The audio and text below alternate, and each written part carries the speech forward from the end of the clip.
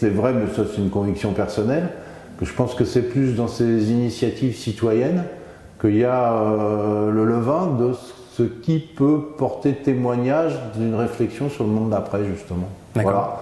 Et faire autrement, pour moi, c'est un petit peu ça, au travers d'expériences de tiers-lieux, mais aussi d'expériences d'entreprises innovantes, d'initiatives citoyennes de tout type. Je pense que ce qui est grandissant fortement, c'est la prise de conscience.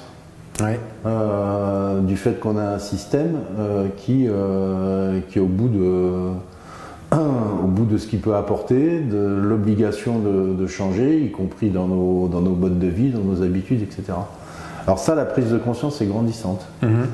La mobilisation, je ne sais pas, parce qu'il y a aussi tellement de facteurs anxiogènes qui sont distillés toute la journée, que ça pèse sur cette capacité de mobilisation. Alors, ces facteurs anxiogènes, c'est pas seulement des histoires idéologiques, c'est aussi la guerre en Ukraine, c'est aussi, bon, naturellement, ce qui montre aussi que le système est à bout de souffle, c'est ce qui se passe sur l'énergie, parce que naturellement qu'il y a des facteurs exogènes comme justement cette histoire de la guerre en Ukraine. Ouais. Enfin, c'est bien aussi que d'avoir mis des règles de marché, on voit bien que là, ça nous fait marcher sur la tête, c'est clair.